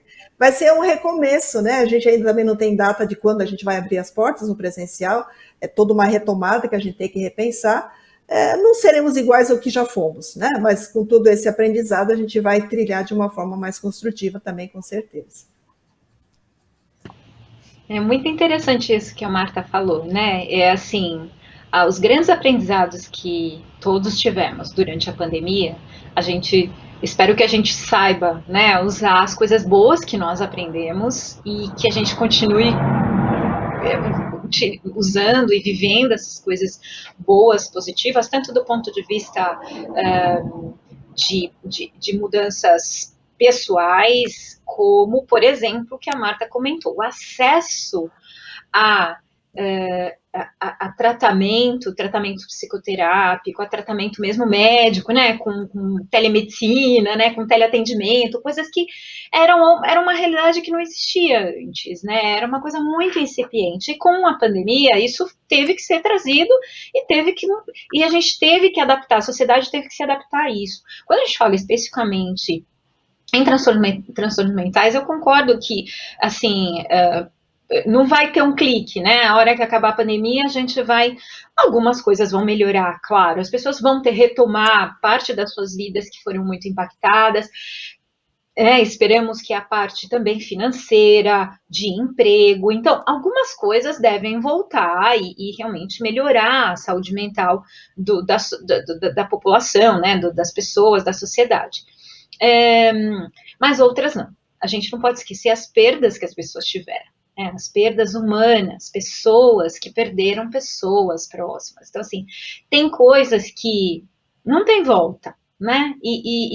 Ok, e aí a gente vai ter que saber lidar. Então, vamos olhar o outro lado, o lado bom, copo meio cheio, do acesso a tratamento, dos grupos de apoio, de organizações como a Abrata, que souberam se reinventar para poder ampliar o atendimento e ajudar as pessoas, né? Então, eu acho que são coisas boas e coisas não tão boas, né? Mas que a gente vai ter que saber lidar aí nesse futuro, que eu espero que não demore muito. Eu acho que a Camila trouxe um ponto importante, a gente não tem uma data, e provavelmente, claro, o status de pandemia, ele deve mudar para alguma outra coisa, né, como status epidêmicos ou endêmicos, mas aí a gente vai ter é um novo mundo, é um novo momento, e que a gente tem essa capacidade, essa grande capacidade do ser humano de poder se adaptar, né? Sim. Obrigada. Doutor Michel, agora uma pergunta da Adriana Douglas, que é do portal Minha Vida. Ela traz a seguinte pergunta: por que as mulheres apresentam taxas maiores de depressão do que os homens? Na verdade, são duas perguntas em uma aí. Se é isso mesmo, né? E por quê? E se as mulheres buscam mais ajuda do que os homens quando sentem necessidade e quando identificam depressão, ansiedade, etc. Certo. Nós podemos responder essa questão sobre várias perspectivas, tá? Então, tem uma própria questão biológica, né? Sabemos que temos uma constituição, por exemplo, hormonal diferente, né, na mulher e do homem. Então, nós temos, por exemplo, inclusive descrição de alguns estados de depressão específico da mulher, por exemplo, a depressão pós-parto, a questão do climatério. Então, você tem fases ali de maior vulnerabilidade com relação à constituição biológica. Nós temos uma questão social, né? Nós vivemos ainda uma questão de vulnerabilidade do sexo feminino, e isso está relacionado com o aumento da incidência dos transtornos mentais. E temos também essa questão do diagnóstico, né? Os diagnósticos em transtornos mentais, eles são diagnósticos clínicos. Nós usamos escalas diagnósticas. Então, os dados epidemiológicos são úteis, mas, claro, que tem bastante vieses. Então, quando nós olhamos nessa questão do amplo diagnóstico, nós temos que levar em consideração isso que você citou, né, Camila? Muitas vezes a gente tem um índice maior porque nós temos mais pessoas, por exemplo, buscando aí os centros de referência e recebendo mais diagnóstico, com isso os índices aumentados. De qualquer sorte, tá? Eu acho que esse é um viés ainda um pouco menor. Eu acredito que realmente esses dados sejam confiáveis, que a gente tenha mais depressão em mulheres do que homens, porque, por exemplo, essa pesquisa que foi realizada agora pelo IPEC, né, super atual, do mês passado, a gente foi uma amostra distribuída, né, de modo igual entre homens e mulheres, e ali você vê mesmo uma maior incidência, né, o relato maior de sintomas depressivos por parte das mulheres. Então, isso aí nos diz algo, e com certeza, principalmente, volto a dizer, todos os dados de pesquisa, eles devem servir para quê? Para a gente instituir estratégias, quer seja por associações como a Abrata, ou pelo poder público, ou pela comunidade profissional, dos profissionais relacionados à saúde mental, que visem justamente um olhar diferente para esses dados, buscando estratégias que possam mitigar o impacto desses transtornos nessas populações específicas, né? Não menos distante, eu já gostaria de levar em conta também uma coisa que a gente tem falado muito, a questão dos grupos étnicos, né? Então, principalmente as minorias étnicas, a gente vê um aumento maior nessa população, e principalmente o grupo LGBTQIA+. Também é uma população que a gente tem que levantar um sinal de alerta e propor estratégias específicas de modo com uma equidade, né? Ou seja, a gente atender às necessidades específicas daquela população. Legal, obrigada. Olha, a gente recebeu aqui duas perguntas bem parecidas, a do Vitor, da TV Metrô de Salvador, e da Ivana, do Metrópolis. E, Marta, vou direcionar para você, porque eles perguntam o seguinte: qual que é a melhor maneira de abordar as pessoas que se manifestam em redes sociais ou que usam alguma outra maneira de pedir ajuda, às vezes uma ajuda mais velada, né? Não tão direta, mas que acabam expondo alguma situação e que dão indícios de que estão caminhando para uma depressão ou para uma situação de saúde mental mais fragilizada. Eles perguntam isso: qual a melhor forma de abordagem para ajudar essas pessoas? Olha, especificamente pensando nesse sentido, vamos dizer assim, a ação, por exemplo, da Brata é uma ação em que você recebe a demanda de alguém. Então, alguém coloca na nossa rede social alguma questão, alguma fala, né? O movimento da Brata, ao contrário, vamos dizer assim, acaba não exercendo, né? Você não vai checar, né, na rede social de alguém, alguma declaração, alguma coisa, você vai lá e coloca, né? Mas o que acontece, né, quando surgem questões em que a gente está ali nos grupos, né, com as pessoas ali tete a tete, né, a gente sempre acaba fazendo o convite para a pessoa explorar, por exemplo, o nosso site, descobrir no canal do YouTube também toda essa questão das palestras, das lives, quer dizer, levar esse esclarecimento, né? Vamos dizer assim, descortinar para essas pessoas, né? Novos conhecimentos, novos caminhos, novas visões, que às vezes a pessoa não se dá nem conta, né? Porque entra nesse universo. Eu estou com a possibilidade de ter um transtorno mental, eu não aceito, eu não posso ter isso, que já começa com aquele autoestigma, com aquela dificuldade, né? Então, assim, tentar quebrar isso de uma forma, né? De que, chegando a essas informações mais direcionadas, possa favorecer para a pessoa também, né? E também, quando a gente fala na questão de que as pessoas que também estão envolvidas, né, com a questão, talvez às vezes você tem familiares que encontram muita dificuldade até no trato, né, do dia a dia com as pessoas, a gente também coloca aqui no próprio site da Brata, também tem um guia para cuidadores de pessoas, né, que cuidam de pessoas com transtorno bipolar, e ali tem muito esclarecimento também. Então, assim, o foco é levar, né, a busca do entendimento, ampliar os horizontes sobre aquelas questões. Camila, eu gostaria de completar aqui. Eu acho que foi excelente pergunta, porque eu vejo os veículos de comunicação como muito importantes para ajudar nessa trajetória. Então, ajudar mesmo, sabe, essas pessoas. Então, vocês que fizeram a pergunta, por exemplo, levar uma pergunta de volta para essas pessoas, diz, você já pensou em buscar um pouco mais de informação de qualidade sobre o assunto, né? Você já pensou em entender um pouco mais esse seu sentimento? Eu acho que trazer essas perguntas, sabe, aquela pulguinha atrás da orelha, colocar aquela pulguinha atrás da orelha da pessoa que não está muito certa do que está sentindo, mas assim, você já pensou em? E aí ajudar nesse caminho. Então, já pensou em procurar a Brata e ter mais informação a respeito? Já pensou em procurar informação em tais sites que tem informação de qualidade sobre que será isso que eu estou sentindo, né? E aí eu me lembro daquele slide que eu mostrei da pesquisa, justamente dos sintomas, né? Você vê, eram 2 slides, um slide que dizia o seguinte, né, da pesquisa, um slide que dizia até uma porcentagem razoável ali dizendo que a saúde mental estava normal durante a pandemia, mas a hora que você traz os sintomas, tem um monte de sintoma ali, de tristeza, de choro, de angústia, de falta de distúrbios de sono, quer dizer, então, essa relação entre o que eu estou sentindo e isto pode ser o início de um transtorno mental, de ansiedade, de depressão, é que é um caminho que a gente precisa tentar encurtar. Então, o papel de vocês é primordial. É crítico, muito, realmente. Parabéns pela pergunta, porque já mostra uma ação que vocês podem, ou uma ideia de uma ação que vocês podem ter para ajudar as pessoas. Muito legal. Eu vou emendar, então, aqui, porque eu acho que tem uma pergunta que fala muito sobre isso, e aí vocês já podem também responder. Uma pergunta da Daisy, da TV Brasil, que ela fala justamente isso. O número de pessoas tristes, ansiosas, cresceu muito. Mas não é normal ficar triste, ansioso e chateado num momento como esse de pandemia?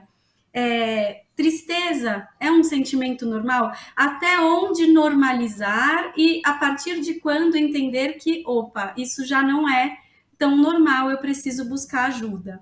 Então, acho que como você comentou um pouquinho, eu vou pedir para o Dr. Michel, para a Marta, e aí depois, se você quiser encerrar essa pergunta que tem a ver com isso que você trouxe.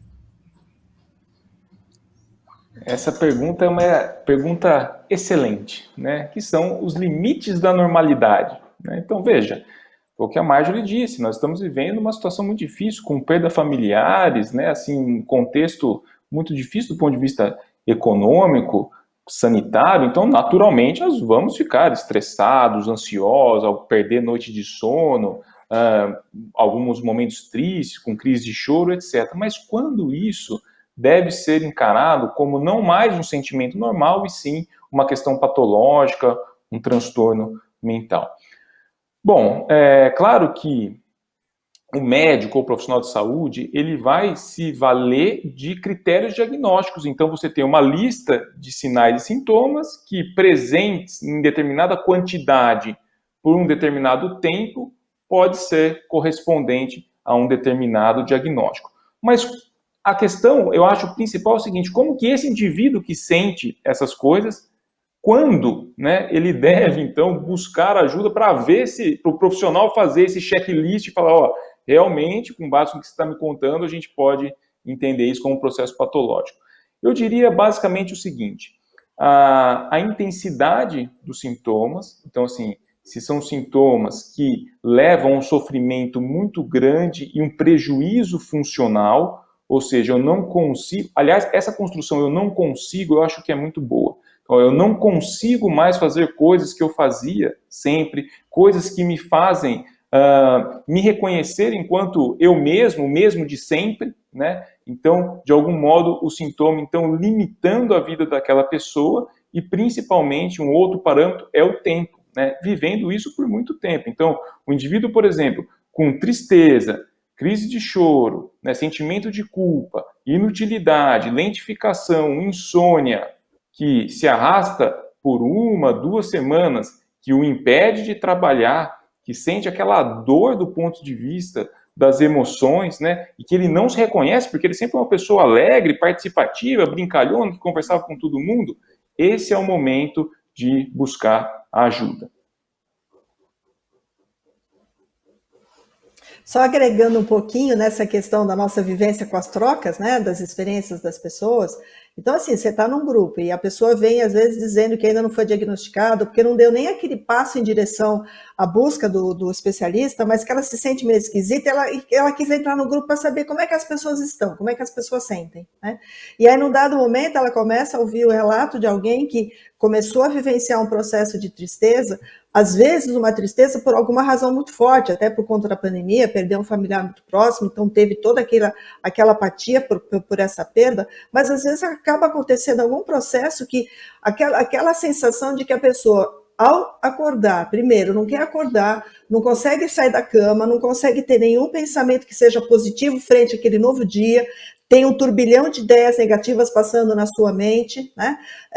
Começa a sentir uma menos-valia muito grande, né? Não sente mais gosto naquelas coisas que gostava de fazer, e então ela vai ouvindo certos relatos, né? Isso tudo realmente numa dimensão de que não é 1 ou 2 ou 3 dias, passa-se 1, 2, 3, 4 semanas, e aquele processo só vai piorando e o abatimento vai se tornando maior. Então, quando a pessoa que está sentindo alguma questão por aí, mas não admite que ela tem que dar um passo em direção a buscar ajuda, e ela ouve o relato de demais pessoas que contam o quanto sofreram pela resistência de não buscar essa ajuda, e o quanto se sentiram melhores na busca da ajuda e no encontro que essa ajuda trouxe, né, faz toda uma diferença, né? Então, essa é a importância, né, de se, novamente, né, colocar luz sobre as situações, né? Mostrar que existem caminhos, né? E, novamente, a gente reforça a questão da esperança, né? Vamos ter esperança porque tem caminho, sim, para trilhar. É isso aí. Eu não tenho muito mais o que falar, né, Camila? Eu acho que esse reconhecimento, acho que aquilo que eu comentei, quando eu vi algum vento de palavras, a consciência né? Então, o se conhecer e a consciência do que está sentindo, e porque a partir desse basal e do autoconhecimento, então saber como eu sou, né? Como eu era antes de tudo que está acontecendo, né? Que nem o Dr. Michel falou, poxa, estou diferente, eu não estou conseguindo sair desse estado e isso tem impactado minha vida, tem me tá tornando minha vida restrita, né, e eu não estou conseguindo me adaptar. Essa é uma outra questão. A questão da adaptação aos momentos, que é uma grande capacidade. Quando a gente está no nosso estado normal, saúde mental, um ser humano, é muito reconhecido pela capacidade de adaptação e a resiliência, né? Quer dizer, o quanto a gente consegue suportar um determinado nível de estresse para um lado, ou alegria, ou tristeza, esses extremos que a gente vive no nosso dia a dia. Mas a nossa capacidade de ajuste é o que nos mostra se a gente está no nosso estado de espírito e de saúde mental para suportar tudo isso. Então, eu acho que a conversa foi muito, muito boa e tem que ser por longo prazo. Então, nós estamos começando agora, o Setembro Amarelo. Esse é o momento é o kick-off, né, que a gente chama, quer dizer, é o pontapé inicial das ações que nós temos que ter nesse mês e que vão perdurar por todo o ano. E a gente precisa continuar falando. E tudo que está acontecendo está sendo também bom para trazer esse alerta e a luz para esse tema, né? Eu acho que essa é a minha mensagem final. Camila, passo para você e agradeço muito ao Dr. Michel Haddad aqui conosco de novo, sempre brilhante. Muito obrigada, Michel, e a Marta, que toda a minha admiração a você e ao trabalho da Abrata e a todos os voluntários. Então, um grande abraço para vocês. Exatamente, obrigada.